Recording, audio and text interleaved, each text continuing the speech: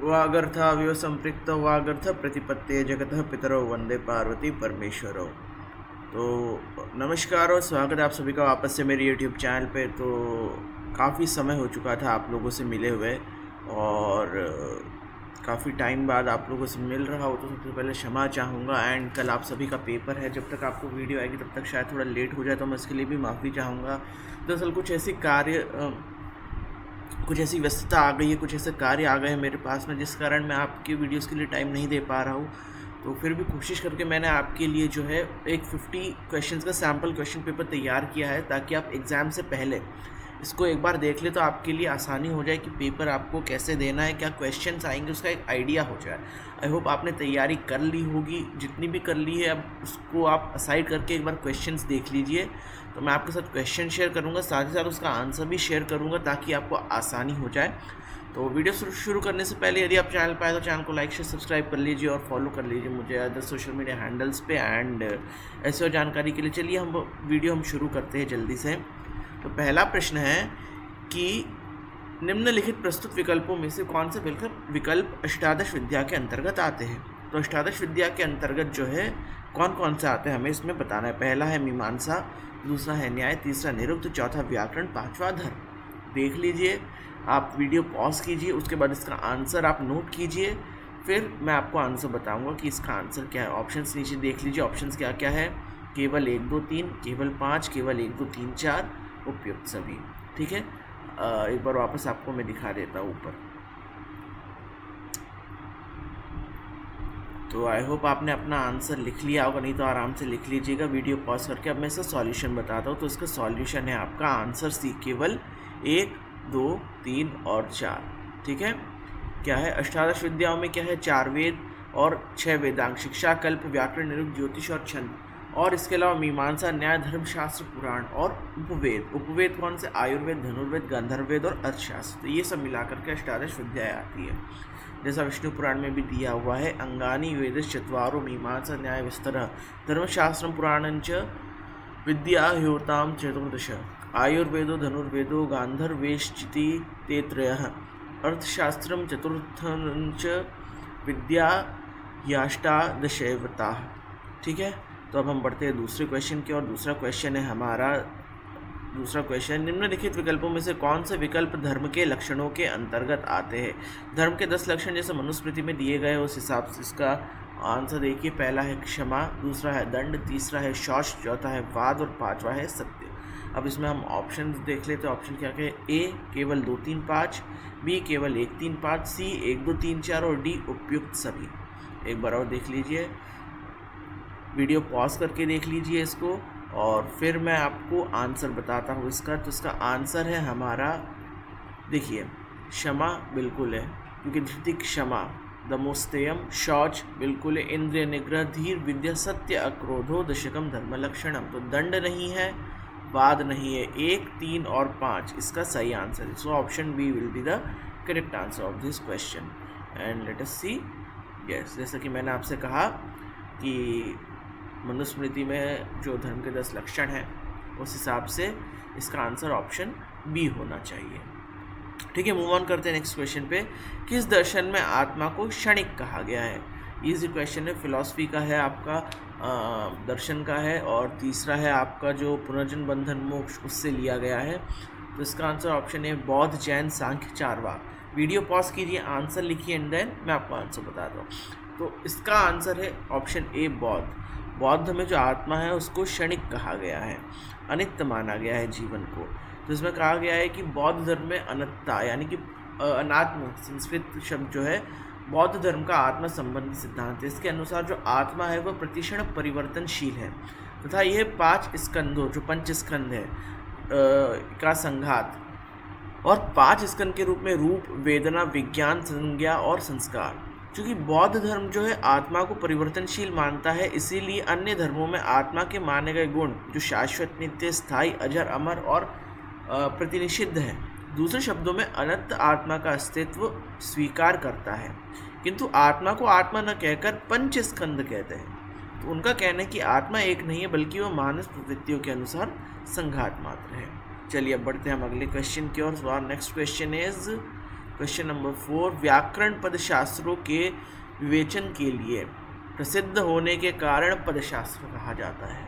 मीमांसा दर्शन में वाक्यार्थ शैली का अनुशीलन होता है, अतः उसे वाक्य शास्त्र कहा जाता है। तो उसी प्रकार प्रमाणों के विश्लेषण के लिए किसको प्रमाण शास्त्र कहते हैं? ऑप्शन ए वेदांत, वैशेषिक, सांख्य और न्याय। पॉज कीजिए, क्वेश्चन एक बार अच्छे से रीड कीजिए एंड देन उसका आंसर आप लिखिए। तो इसका आंसर जो है वो है ऑब्वियसली न्याय शास्त्र। न्याय को प्रमाण शास्त्र कहा जाता है क्योंकि न्याय के अंतर्गत ही दिया गया है पूरा आपके प्रमाणों के सिद्धांत प्रमाण क्या है। तो इसका ऑप्शन है डी न्याय। ठीक है, और उत्तर डी न्याय है हमारा। अब नेक्स्ट क्वेश्चन की ओर चलते हैं। 5th क्वेश्चन है सूची 1 का सूची 2 से मिलान करें। इजी क्वेश्चन है, सीधी सीधी डेफिनेशन पूछी गई है आपसे। जो हमारा 5th चैप्टर है वाद परंपरा में, उसके मुख्य 3 घटक जो है वाद, जल्प और वितंडा। इसको देखिए, ऑप्शंस मैच कीजिए एंड देन मैं आपको इसका आंसर बताता हूँ। सो आई होप आपने जस्ट मिनट एक बार चेक कर ली, वीडियो चल रही है प्रॉपर या। सो आई थिंक आपने देख लिया होगा। तो अब मैं इसका आंसर आप सबके साथ में डिस्क्लोज़ करता हूँ। सो इसका आंसर देखिए, वाद क्या है? तो इसमें प्रतिवादी के विचारों को काटने की चेष्टा की जाती है? नहीं, वाद में नहीं की जाती है। सभी प्रमाणों और तर्कों की सहायता से विपक्षी के निष्कर्ष काटने का प्रयास किया जाता है। हाँ, ये कहा तो जाता है, लेकिन अगला ऑप्शन देखिए, इसमें वादी प्रतिवादी का उद्देश्य ज्ञान प्राप्त करने की बजाय विजय प्राप्त करना रहता है। नहीं, ऐसा नहीं है।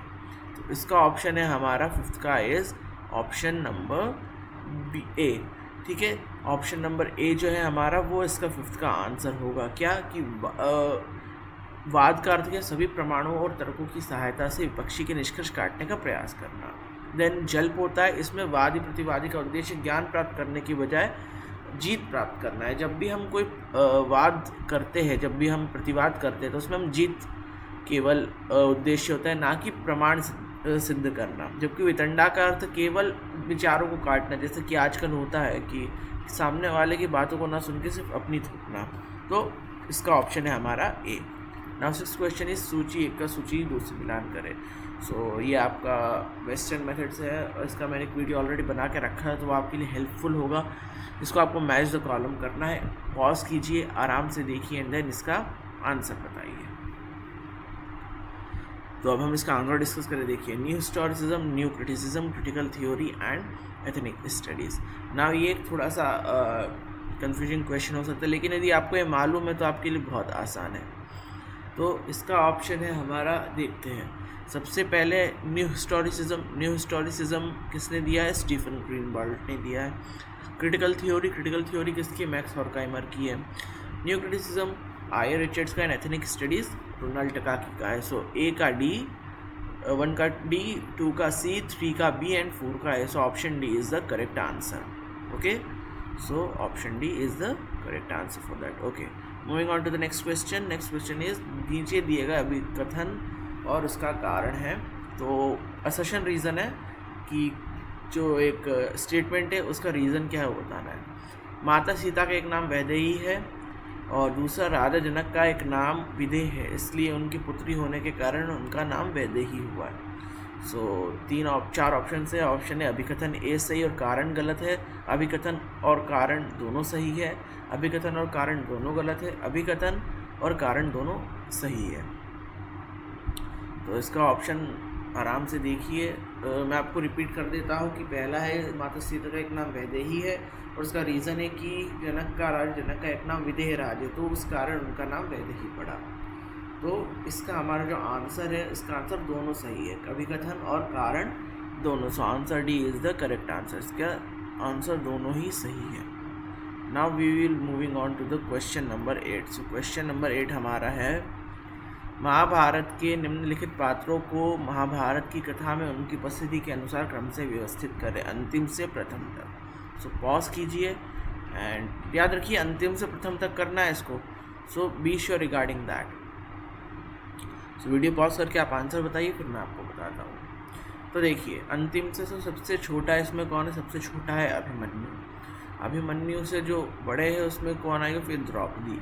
सो 2 and 4 देन उसके बाद कौन, उसके बाद आएगा कर्ण, देन वन, उसके बाद Shakuni and then Ganga. So option B will be your correct answer. So 8th का आंसर क्या है हमारा, ऑप्शन बी 8th का करेक्ट आंसर है। Now moving on towards the next question 9th। तो संस्कृत से है, संधि है, प्रस्तुत शब्दों में कौन सी संधि का प्रयोग किया गया है। गिरी धनिंद्र गिरीन्द्र, सुधी धनिंद्र सुधीन्द्र, श्री धनी श्रीशा। तो इसका आंसर बताइए, पॉज कीजिए एंड मैं आपको इसका आंसर बता रहा हूँ। आंसर है इसका ऑप्शन सी दीर्घ संधि। दीर्घ संधि क्यों है, चलिए इसका ऑप्शन देखते हैं। देखिए सूत्र है अकह सवर्णे दीर्घ, अर्थात अक प्रत्याहार के बाद उसका सवर्ण आए तो दोनों मिलकर दीर्घ बन जाते हैं। ह्रस्व या दीर्घ अ ई उ के बाद यदि ह्रस्व या दीर्घ अ ई उ आ जाए तो दोनों मिलकर दीर्घ आ ई और उ हो जाते हैं। जैसे श्रीधन ईश श्रीश, तुल्यधनास्यम तुल्यास्यम, वधूधनोत्सव वधूत्सव। ठीक है, तो अब हम बढ़ते हैं नेक्स्ट क्वेश्चन की और, जो मिसक्लेनियस से है। सूची 1 का सूची 2 से मिलान करिए। तो पहली सूची में है आपके, ऑब्वियस हो रहा है आपको कि ये राइटर और उनके किस काल में, किस राजा के अंडर में वो रहे हैं, किस राजा के दरबार में रहे हैं वो है। तो सोमदेव सूरी, चंद्रप्रदाय, कालिदास, अश्वघोष। आपकी सूची 1, सूची 2 में विक्रमादित्य, कनिष्क, महेंद्रपाल और पृथ्वीराज चौहान। सो पॉज कीजिए, आंसर लिखिए एंड अब मैं आंसर बताऊँ। तो देखिए सोमदेव सूरी का महेंद्रपाल 2 के टाइम थे, चंद्रप्रदाय पृथ्वीराज चौहान के समय, कालिदास जो है विक्रमादित्य के समय, अश्वघोष कनिष्क के समय। सो 1 का सी, 2 का डी, 3 का ए एंड 4 का B. So option A will be the correct answer of question number 10। ठीक है, so option 10 A is the correct answer. Now moving on towards the next question, question number 11। सत्य की निरंतर खोज का नाम हिंदुत्व है, यह किसका कथन है। सत्य की निरंतर खोज का नाम हिंदुत्व है, किसका कथन है। ऑप्शन विनायक दामोदर सावरकर, लोकमान्य बाल गंगाधर तिलक, महात्मा गांधी और अरविंदो घोष। सो पॉज कीजिए, आंसर दीजिए एंड देन मैं बताऊँ। तो इसका ऑप्शन है, आंसर है महात्मा गांधी। महात्मा गांधी जी ने कहा था कि सत्य की निरंतर खोज का नाम हिंदुत्व है। सो आपके फर्स्ट यूनिट से था हिंदू वाले यूनिट से। Now moving on towards question number 12। Question 12 है हमारा, भगवद गीता की मूल शिक्षा किस पे आधारित है। इजी क्वेश्चन है, सकाम निष्काम अकर्म विकर्म। पॉज कीजिए, मैं आंसर बताऊँ। आंसर इसका निष्काम कर्म पे आधारित है पूरी भगवद गीता का मूल उद्देश्य। Option B is the correct answer of 12। Okay, so now moving on towards the question 13। नीचे दो कथन दिए गए हैं, एक अभिकथन ए और दूसरा उसका कारण आर है। वेद पुनर्जन्म के सिद्धांत में विश्वास रखते हैं। रीजन और कारण, वेदों के अनुसार मनुष्य अपने कर्मों का फल भोगने के लिए निरंतर जन्म मृत्यु के चक्र में विचरते हैं। सो ऑप्शन ए अभिकथन कारण दोनों, अभिकथन ए सही कारण गलत है। ऑप्शन बी अभिकथन गलत कारण सही। ऑप्शन सी अभिकथन कारण दोनों गलत। ऑप्शन डी अभिकथन कारण दोनों सही। तो इसका आंसर है सी अभिकथन कारण दोनों के दोनों गलत है। ठीक है, इसका ऑप्शन सी है, अभिकथन और कारण दोनों गलत है। क्यों, देखिए कर्म सिद्धांत जो है पुनर्जन्म के विचार की ओर संकेत करता है। वेद दर्शन में पुनर्जन्म जो है वह विचार स्पष्ट नहीं है, क्योंकि मृत्यु का जो जीवन है, मृत्यु को जीवन का अंत नहीं माना गया है। मृत्यु के उपरांत के जीवन के संबंध में वेद अस्पष्ट है, कुछ खास बताते नहीं हैं। वैदिक आर्यों के जीवन से जो प्रेम था उनका जीवन आनंद में सबल था। इसका फल ये हुआ कि उन्हें पुनर्जन्म के बारे में कोई जिज्ञासा जानने की महसूस नहीं हुई।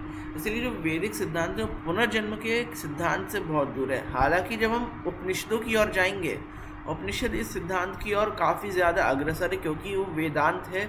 वेदों के अंत होने के कारण उसमें आत्मा, परमात्मा, परात्मा, इस पर बहुत ज़्यादा विचार दिया गया है, उस पर ज़्यादा प्रबल दिया गया है। चलिए अगले क्वेश्चन की ओर बढ़ते 14th and that question is, प्रमा की 3 विशेषताओं को न्याय दर्शन का निरूपण हुआ है। प्रमा की 3 विशेषताएं क्या है।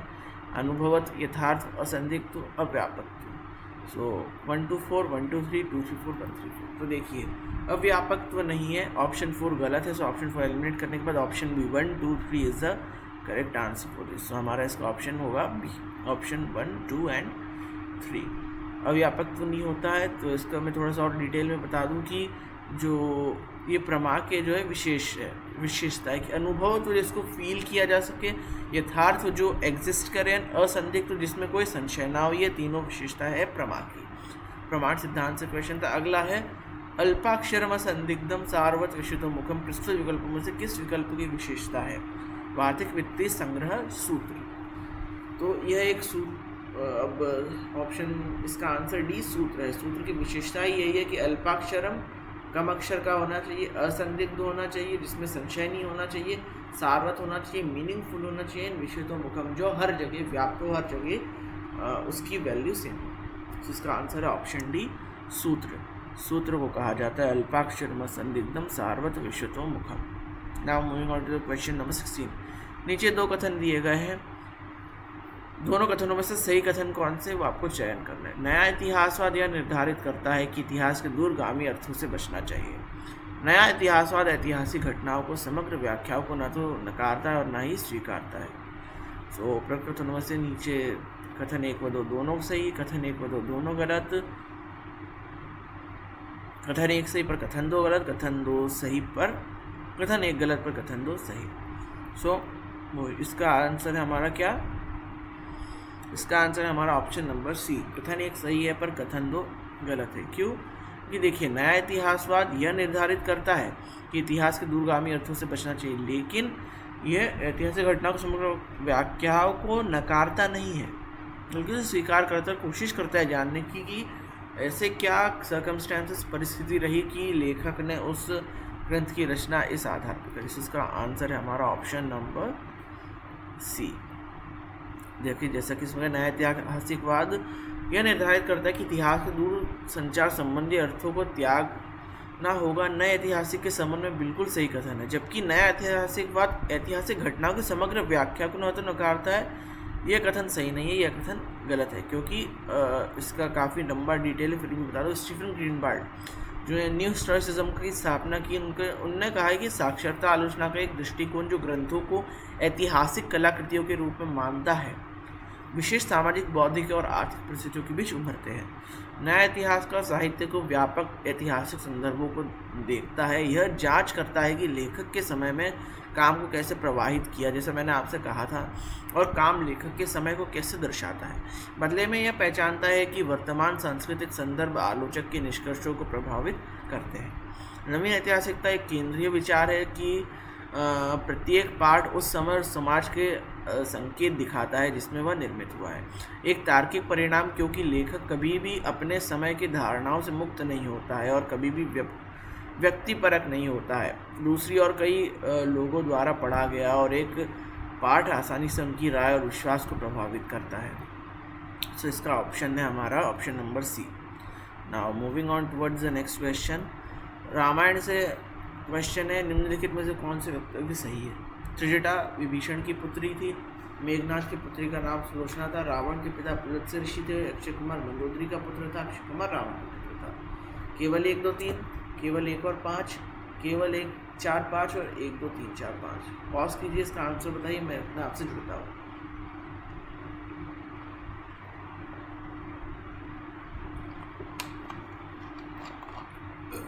तो देखिए त्रिजटा विभीषण की पुत्री थी, सही है। मेघनाथ की पुत्री का नाम सुलोचना था, जी नहीं। मेघनाथ की पत्नी का नाम सुलोचना था, ये गलत है। रावण के पिता पुलत्स्य ऋषि थे, जी नहीं। रावण के दादा पुलत्स्य ऋषि थे। अक्षय कुमार मंदोदरी का पुत्र था, जी नहीं। अक्षय कुमार की माता का नाम धन्यमालिनी था और अक्षय कुमार रावण का पुत्र था, जी हाँ, ये सही है। ऑप्शन बी केवल 1 और 5 सही उत्तर है। तो 17th का हमारा ऑप्शन है option number B. Now moving on to question number 18th question Mahabharata से है। महाभारत के निम्नलिखित पर्वों को महाभारत की कथा के अनुसार क्रम से व्यवस्थित करें। भीष्म पर्व, मौसल पर्व, अनुशासन पर्व, उद्योग पर्व, स्त्री पर्व। पॉज कीजिए, आराम से इसको कीजिए, देन हम इसके आंसर की ओर चलेंगे।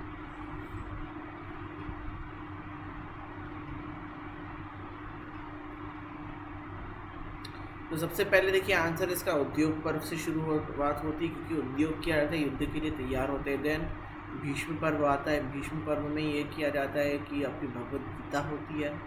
देन उसके बाद में भगवद गीता हो गई। उसके बाद में आपका आ जाता है क्या, आपका आ जाता है स्त्री पर्व। स्त्री पर्व में स्त्रियों का विलाप होता है। अनुशासन पर्व, अनुशासन पर्व में आपको अनुशासन से रहते हैं। और उसके बाद पांचवा आपका मौसल पर्व है, अंतिम। इसका option A will be the correct answer of 18th question Mahabharata में। 4, 1, 5, 3 एंड 2।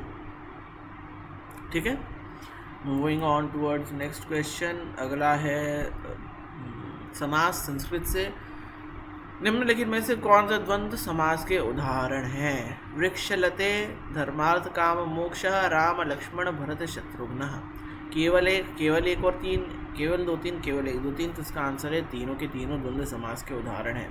नाउ कैसे, तो देखिए इसका आंसर है हमारा, इसका आंसर जब हम देखें द्वंद्व समास की परिभाषा है द्वौ द्वौ द्वंद्वम, दो की जोड़ी का नाम द्वंद्व है। उभय पदार्थ प्रधानो द्वंद्व, जिस समास में दोनों पद अथवा सभी पदों की प्रधानता होती है। जैसे द्वंद्व समास के उदाहरण वृक्षलते, वृक्षः च लता च, धर्मार्थ काम मोक्ष, धर्मः च अर्थः च कामः च मोक्षः च, राम लक्ष्मण भरत शत्रुघ्न, रामः च लक्ष्मणः च भरत च शत्रुघ्न च। तो सभी ऑप्शंस द्वंद्व समास के उदाहरण थे। नाउ हम 20th क्वेश्चन पे चले। So again match the column है, ज्योतिर्लिंगों को उनके स्थानों से मैच करना है। ठीक है, पॉज कीजिए, आंसर नोट कीजिए। नाउ मैं बताता हूँ। भीमा शंकर है महाराष्ट्र, नागेश्वर है दारुकवन गुजरात, मल्लिकार्जुन श्रीशैलम आंध्र प्रदेश, केदारनाथ है आपका उत्तराखंड, एंड महाकालेश्वर है उज्जैन।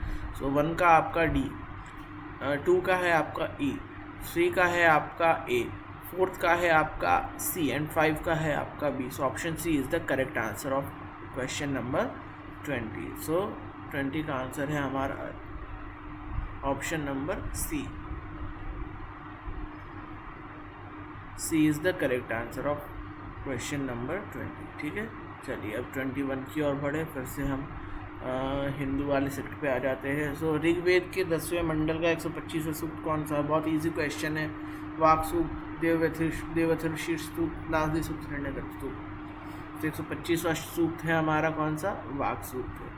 वाक अम्बरिणी देवी है, ऋषिका भी वही है, अम्बरिणी देवी है। तो वाक सूक्त का मैंने वीडियो बना रखा है, आप डिटेल में वो भी देख लीजिए। एंड इसका आंसर है हमारा ऑप्शन है वाक सूक्त। Now question number 22। जन्म, मृत्यु और विवाह के समय किए गए कर्म किस कर्म के उदाहरण हैं? हमारे सिलेबस में कर्म का भी दिया है, कर्म और धर्म सिद्धांत में। तो काम्य कर्म, नित्य कर्म, नैमित्तिक कर्म, उपासना कर्म। पॉज कीजिए, आंसर कीजिए, एंड देन इसका हम सॉल्यूशन देखें। सो इसका ऑप्शन हमारा क्या है? 22 का ऑप्शन है सी हमारा, नैमित्तिक कर्म। किसी निमित्त कर रहे हैं, जन्म मृत्यु विवाह के समय जब हम करते हैं, जो संस्कार करते हैं, जो भी हम कर्म करते हैं, जो भी फॉलो करते हैं, जो भी हम रिचुअल्स फॉलो करते हैं, वो एक निमित्त के करते हैं। तो निमित्त कर्म, इसका ऑप्शन सी सही है। 23 दर्शन के अनुसार पुरुष का ना बंधन होता है और ना मोक्ष होता है, बल्कि उसे बंधन और मोक्ष का भ्रम होता है। किसकी उक्ति है? तो सांख्य, योग, मीमांसा, वेदांत। पॉज कीजिए, इसका आंसर है ए, सांख्य। सांख्य ये कहता है कि पुरुष का ना बंधन होता है ना मोक्ष, बल्कि उसे बंधन और मोक्ष का भ्रम होता है। तो 23 का ऑप्शन है हमारा ए। ठीक है, 24th क्वेश्चन की ओर चलते हैं। निम्नलिखित कथनों में से सही कथन का चयन कीजिए। चार्वाक दर्शन केवल प्रत्यक्ष प्रमाण को मानता है, वैशेषिक दर्शन केवल प्रत्यक्ष अनुमान प्रमाण को मान्य मानता है, मीमांसक 5 प्रमाणों को मान्य मानते हैं, प्रभाकर 6 प्रमाणों को मान्य मानते हैं, वेदांत दर्शन सभी 6 प्रमाणों को मान्य मानते हैं। केवल 1, 2, 3, 4, केवल 1, 2, 5, 3 और 4, केवल 1 और 5। सो इसका ऑप्शन आपके सामने है। पॉज कीजिए, वीडियो बैक करके आप देख सकते हैं ऑप्शंस, एंड अब हम इसका आंसर देखें। तो देखिए, चार्वाक केवल प्रत्यक्ष को मानता है, जी हाँ बिल्कुल सही है। वैशेषिक केवल प्रत्यक्ष अनुमान को मानता है, ये भी सही है। तो 1 और 2 तो सही है। अब अगला है हमारा, तो ऑप्शन सी और डी एलिमिनेट हो गया। नाउ नेक्स्ट है कि मीमांसक भट्ट जो है 5 प्रमाणों को नहीं, मीमांसक भट्ट 6 मानते हैं, उल्टा कर दिया यहाँ पर। प्रभाकर 5 को मानते हैं, वेदांत 6 को मानता है। सो ऑप्शन बी सही है। 1, 2 और 5 ये दोनों सही है। सो 24th जो है हमारा, 24th का ऑप्शन है हमारा बी। 24th का ऑप्शन है हमारा B. Now moving on to 25th। तात्पर्य निर्णय में श्रवण विधि का कौन अंग नहीं है? अपूर्वता, अभ्यास, अर्थवाद, अधिकारी। तो इसका आंसर है ऑप्शन डी, अधिकारी, क्योंकि हमको मालूम है कि तात्पर्य निर्णय में जो है श्रवण विधि के अंग क्या है? उपक्रम, उपसंहार, अभ्यास, अपूर्वता, फल, अर्थवाद और उत्पत्ति। सो इसका ऑप्शन हमारा डी, अधिकारी आंसर नहीं है। नाउ क्वेश्चन 26 पे हम चले। 26 है हमारा, मार्क्सवाद के अनुसार कौन सा वर्ग पूंजीवादी प्रणाली को समाप्त करेगा?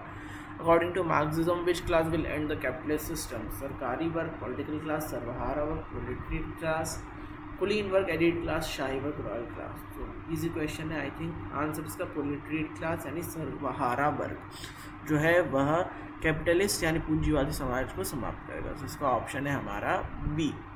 26 का ऑप्शन है बी।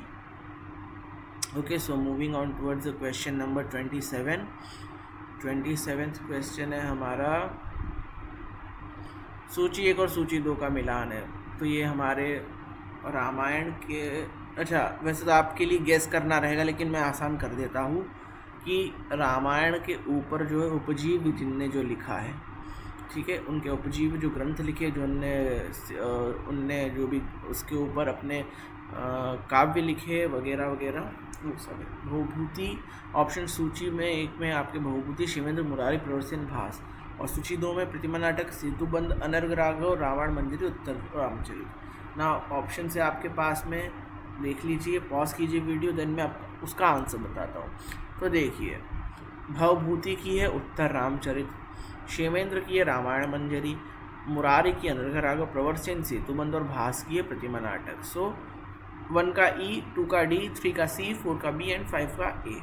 सो कहाँ पर हमें दिख रहा है इसमें ऑप्शंस में? ऑप्शन सी दिख रहा है। So option C is the correct answer of this question. 27 का हमारा ऑप्शन है सी सही उत्तर। ठीक है, 28 की ओर बढ़ते हैं। 28 महाभारत से है आपका, महाभारत से क्वेश्चन आ रहा है। नीचे 2 कथन दिए गए, एक अभिकथन और उसका कारण है।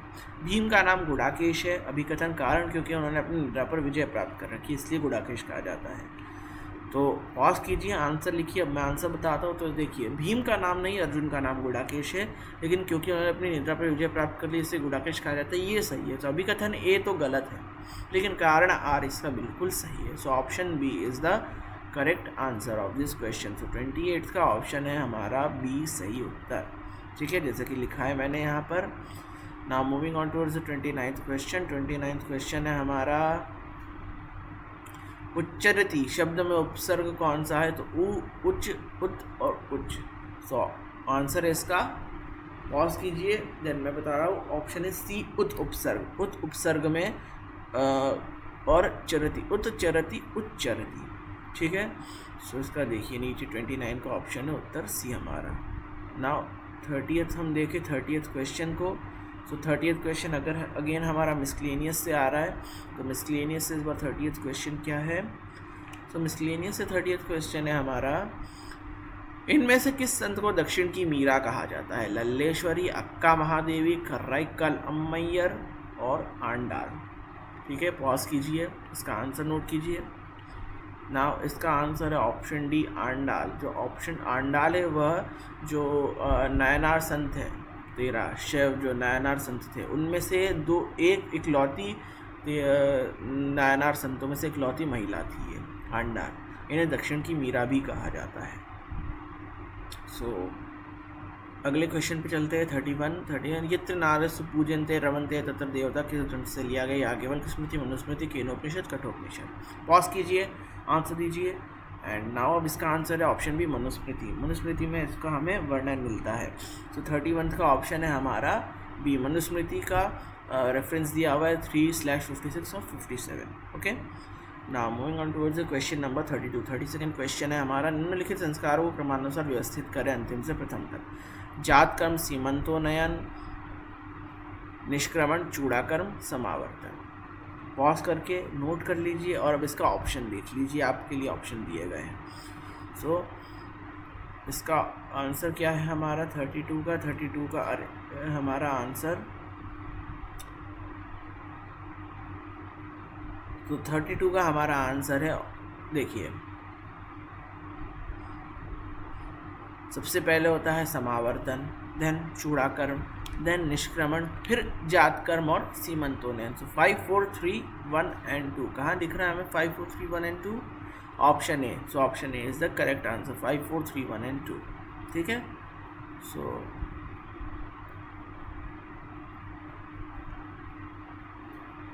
32 का आंसर है A. Now moving towards the question 33, match the column है अज्ञान। इसमें हमने दिया गया है जो अज्ञान है, जो बंधन है, बंधन को किस किस दर्शन में किस नाम से कहा गया है? किस दर्शन में अज्ञान, किस में अविवेक, किस में मिथ्याज्ञान, किस में मिथ्या दृष्टि दिया गया है। सो नोट कीजिए इसको एंड आंसर नोट कीजिए। अब मैं बताता हूँ फिर इसका आपको ऑप्शन में क्या है।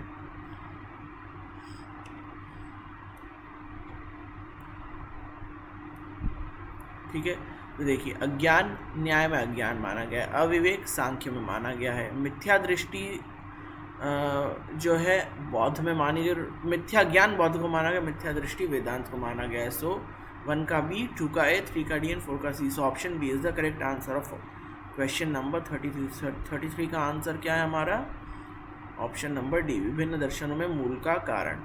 ठीक है, सो हो गया। अज्ञान वेदांत में कहा गया है, अविवेक सांख्य में कहा गया है, मिथ्या ज्ञान न्याय में कहा गया है एंड मिथ्या दृष्टि बौद्ध में कहा गया। सो option D is the correct answer of question number 33। Number 34 में हमारा योग का अर्थ मन की समता को बनाए रखना है, जिसे कार्य के कुशल निष्पादन के लिए इसके रूप में जाना जाता है। इसका आंसर क्या है? पॉज कीजिए, आंसर लिखिए, अंदर मैं बताता हूँ। सो कर्मयोग, दुख संयोग, पुरुष समर्थ। इसका आंसर है ऑप्शन सी, पुरुष। नाउ 34 का हमारा ऑप्शन नंबर सी है। तो पतंजलि के योग सूत्रों के अनुसार जो शास्त्रीय योग का लक्ष्य हमारे सच्चे स्व के रूप में पुरुष या ब्रह्मांडीय अस्तित्व की प्राप्ति है। योग का अर्थ है समता को बनाए रखना, जिस कार्य कुशल के लिए पुरुषों के रूप में जाना जाता है। इसका उद्देश्य आत्म साक्षात्कार प्राप्त करना है, जो आगे मोक्ष की मुक्ति की स्थिति की ओर ले जाता है। एक ऐसी अवस्था है जिसके अवस्था को निर्देश करता है, जो आध्यात्मिक उन्नयन और समग्र रूप से जीवन के नवीनीकरण को सक्षम बनाता है। यह सभी शारीरिक और मानसिक थकान को दूर करता है, चेतना शक्ति के आंतरिक आत्म के गहरे केंद्र की ओर केंद्रित रहता है। तो इसका ऑप्शन है हमारा सी, पुरुष। नाउ क्वेश्चन नंबर 35 क्वेश्चन पे जाते हैं हम। निम्नलिखित कथनों में से सही कथन का चयन करें। तंत्र युक्ति के मुख्यतः 2 प्रयोजन है। प्रथम वाक्य योजन, द्वितीय अर्थ योजन।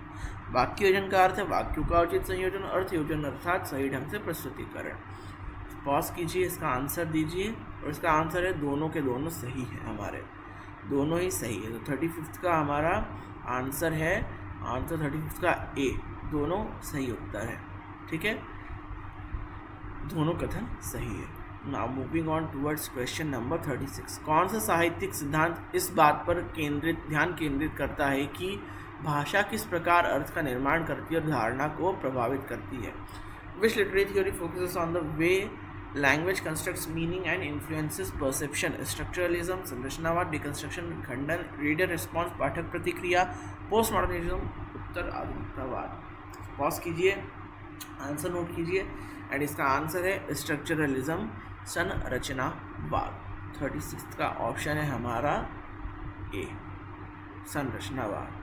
ठीक है, structuralism. Now moving towards the question number 37 question है हमारा। रामायण में घटित इन घटनाओं को क्रमानुसार व्यवस्थित करें, पहले से अंतिम तक। पहले से अंतिम तक याद रखिएगा, अंतिम से पहला नहीं, पहले से अंतिम तक। क्वेश्चन आया, आपको क्वेश्चन पेपर बना रहा है, ऐसे ही घुमा देता है। सो श्री राम का राज्याभिषेक, धनुषभंग प्रकरण, बालीवध, ताड़कावध, सेतु निर्माण। सो देखिए, इसका जब हम देखें तो सबसे पहला है हमारा, पहले से अंतिम तक रखना है। सबसे पहले क्या हुआ था? सबसे पहले हुआ था आपका धनुषभंग का प्रकरण। उसके बाद क्या हुआ? ताड़कावध हुआ। उसके बाद में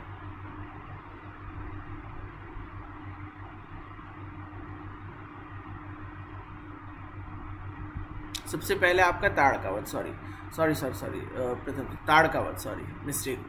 केमिस्ट्री को है ताड़का वध है सबसे पहला, उसके बाद है आपका धनुष भंग प्रकरण, उसके बाद बालीवध, बालीवध के बाद सेतु निर्माण एंड देन श्री राम का राज्याभिषेक। सो 4 3 2 4 2 3 5 and 1, 4 2 3 5 and 1, so D is the correct answer of this question. Okay, now 38th 37th का D है। सो 38th पे हम चले, 38th है हमारा 38 महाभारत के संदर्भ में निम्नलिखित कथनों को सही से चयन करें। कृष्ण वृष्णिवंशी यादव थे, कृष्ण के गुरु का नाम परशुराम था, कृष्ण अभिमन्यु के मामा थे, कृष्ण की 16,108 रानियाँ थी, श्री कृष्ण ने अर्जुन को भगवदगीता सुनाई। पॉज कीजिए एंड इसका आंसर आप तो देखिए, इसमें सिर्फ ऑप्शन 2 गलत है कि श्री कृष्ण के गुरु का नाम परशुराम था, जिन्हें श्री कृष्ण के गुरु का नाम सांदीपनी था। So 1 3 4 and 5 option C is the correct answer of 38th question. 38 का हमारा सही ऑप्शन है सी, 38 का ऑप्शन है सी। ना 39th क्वेश्चन जो है हमारा 39th चले, अल प्रत्याहार के अंतर्गत कौन से वर्ण क्या आते हैं? तो पुष्पवर्ण, सभी वर्ण, स्वर, व्यंजन। सो अल प्रत्याहार के अंतर्गत जैसा हमें मालूम है सभी वर्ण आते हैं। So option B is the correct answer of 39th का ऑप्शन है बी। संस्कृत व्याकरण की रचना महर्षि पाणिनि द्वारा की गई, बिल्कुल। और 14 सूत्र जो है माहेश्वर सूत्र है, जैसा कि हमने कहा। इनके 42 प्रत्याहारों की रचना है। इन 14 सूत्रों के अंतिम वर्ण की अंत्य संज्ञा होने के से उनकी गणना नहीं की जाती। जैसे अल प्रत्याहार, इस प्रत्याहार में सारे सूत्रों का समावेश होता है, अर्थात प्रथम अयून से अंतिम हल तक सभी वर्ण इस प्रत्याहार के अंतर्गत समावेश होते हैं। सो इसका ऑप्शन है बी सही। 40th क्वेश्चन है हमारा, निम्नलिखित संतों को पूर्व से पश्चिम के और उनके जन्म स्थान के अनुसार व्यवस्थित करें। रिमेंबर, पूर्व से पश्चिम की ओर करना है। नरसिंह मेहता, चैतन्य महाप्रभु, मीराबाई, कबीर, शंकर देव। और ये ऑप्शन पॉज कीजिए ना, आंसर देखिए। सबसे पहले Shankar Dev Assam, then Chaitanya Mahaprabhu Bengal 5 2, then Kabir Varanasi, then Mirabai Rajasthan, Narsinh Mehta Gujarat. So option C इसका करेक्ट आंसर है हमारा। So option C is the correct answer of 40 का ऑप्शन सही है हमारा C is the correct answer of 40। Now moving towards the question number 41। So 41 question जो है हमारा 41 है, सूची 1 और सूची 2 का मिलान। नाउ शिक्षा का मिलान करना है वेद से। तो ऋग्वेद की शुक्ल यजुर्वेद, कृष्ण यजुर्वेद, सामवेद, अथर्ववेद। शिक्षा भारद्वाज, लोमशी, पाणिनीय, मांडुक्य और याज्ञवल्क्य। ठीक है,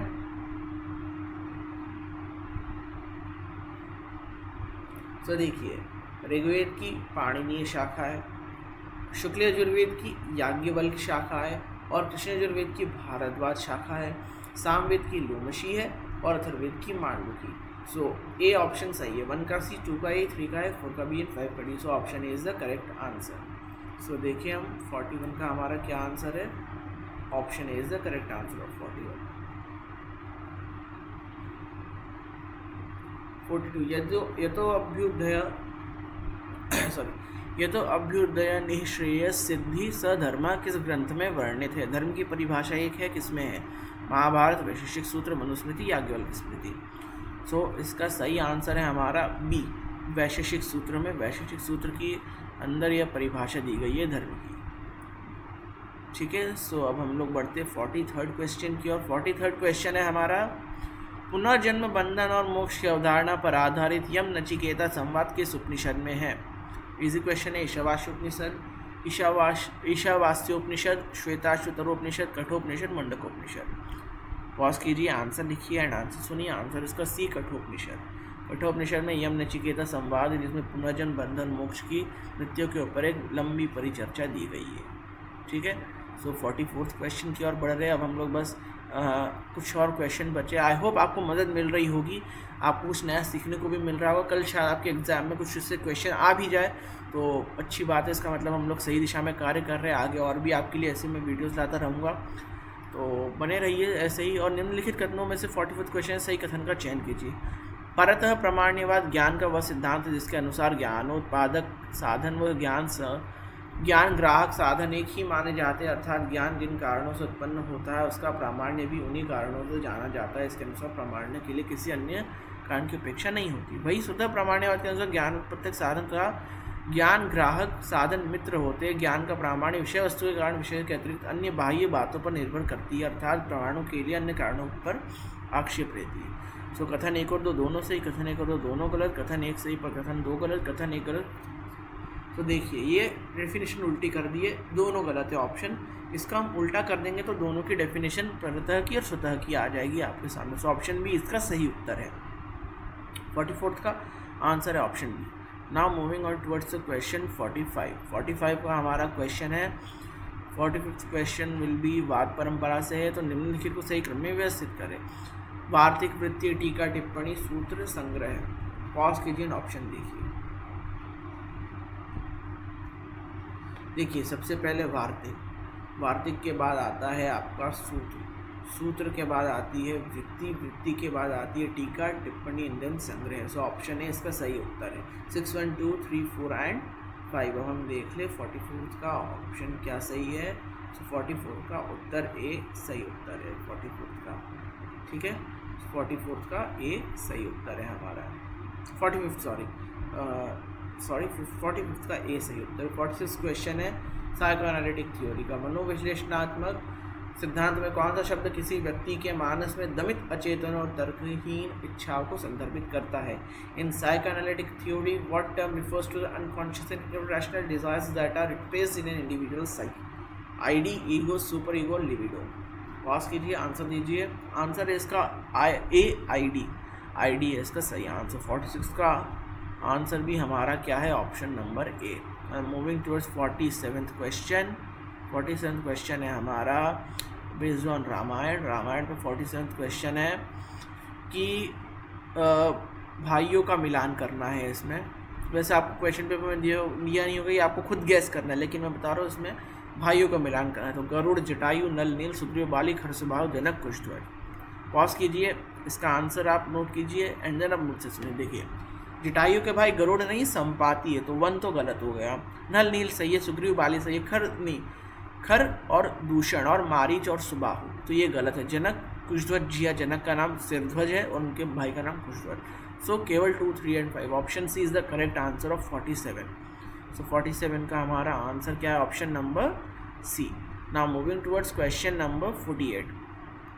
48th क्वेश्चन है हमारा महाभारत से। महाभारत में है कि निम्नलिखित कथनों में सही कथन का चयन करें। कौरवों को जलाने के लिए लाक्षागृह का निर्माण किया गया था। भीष्म की मृत्यु का कारण बनकर अम्बा ने शिखंडी के रूप में पुनर्जन्म लिया। तो इसका दोनों कथन सही है और ये मालूम होना चाहिए कि कौरवों को जलाने के लिए लाक्षागृह जिसने निर्माण किया था उसका नाम था क्या? पुरोचन ने निर्माण किया था लाक्षागृह का। सो इसका ऑप्शन है डी। ऑप्शन डी सही है कि दोनों कथन जो है बिल्कुल सही है। सॉरी, कौरवों को सॉरी मिस्टेक हो गई, गलती हो गई। कथन एक गलत है। कौरवों को जलाने के लिए लाक्षागृह का निर्माण नहीं किया गया था, पांडवों को जलाने के लिए किया गया था। तो ऑप्शन ए गलत है, कथन एक गलत है। देखिए जैसे मुझसे गलती हो गई, इसी एग्ज़ाम में जल्दी में आपसे भी गलती हो सकती है। तो ये एक आपके लिए सबक है, सीखे कि क्वेश्चन आराम से पढ़िए, ध्यान से पढ़िए एंड उसको सोच समझ के उत्तर कीजिए। ऐसी गलती आप भी एग्ज़ाम में मत कीजिएगा। या तो खैर ठीक है, मैं बता रहा हूँ तो हो जाता है बाय मिस्टेक, लेकिन एग्ज़ाम में ये मिस्टेक भारी पड़ सकती है। पांडवों को जलाने के लिए कौरवों ने लाक्षागृह का निर्माण किया था और उस लाक्षागृह को बनाया था पुरोचन ने। भीष्म की मृत्यु का कारण बनकर अम्बा ने शिखंडी के रूप में पुनर्जन्म लिया था। हाँ, ये कथन बिल्कुल सही है जी। अगला प्रश्न है हमारा, नदी शब्द के चतुर्थी विभक्ति एकवचन रूप क्या है? नद्या, नद्यै, नद्यई, नद्याम। सो इसका ऑप्शन है ऑप्शन बी, नद्यई। ठीक है। सो 49th का हमारा ऑप्शन है बी। नाउ लास्ट क्वेश्चन बचा है हमारा इस सीरीज़ का। लास्ट क्वेश्चन है कि 50th क्वेश्चन इज काव्य शास्त्र में किस साहित्यिक कृति में पात्रों की भावनात्मक प्रवृत्ति के लिए क्या शब्द इस्तेमाल किया जाता है? इजी क्वेश्चन है। काव्य शास्त्र, नाट्य शास्त्र से प्लस अभिनय, आनंद भाव। इसका आंसर है ऑप्शन डी, भाव। सो इसी के साथ ये वीडियो मैं समाप्त करता हूँ। आशा करता हूँ आपको पसंद आई होगी, कुछ हेल्पफुल रहा होगा आपके लिए। थोड़ा लेट है, आपके लिए वीडियो लेट आ रहा है, लेकिन मैं प्लीज़ आपसे रिक्वेस्ट करूँगा जो भी एग्ज़ाम दे रहे हैं उन सब तक इसको शेयर कीजिए, उनको बहुत हेल्पफुल हो सकता है। देखिए बहुत ज़्यादा व्यस्तता होने के कारण मैं वीडियोस नहीं बना पा रहा था, फिर भी मैंने बहुत जैसे तैसे टाइम निकाल के आपके लिए इतनी मेहनत की, तो प्लीज़ आपसे इतना तो एक्सपेक्ट कर सकता हूँ कि लाइक सब्सक्राइब करके आप फॉलो कर सकते हैं मुझे, और उसको ज़्यादा से ज़्यादा शेयर कीजिए ताकि लोगों का भला हो। एंड इसी के साथ मैं आपसे बहुत जल्दी नई वीडियो में मिलूँगा। एंड आपने अपना धैर्य बनाए रखा, इसके लिए बहुत बहुत धन्यवाद। नमस्कार, मिलते हैं अगली वीडियो में, तब तक के लिए नमस्कार, स्वस्थ रहिए, अच्छे रहिए, और मिलते हैं अगली वीडियो में।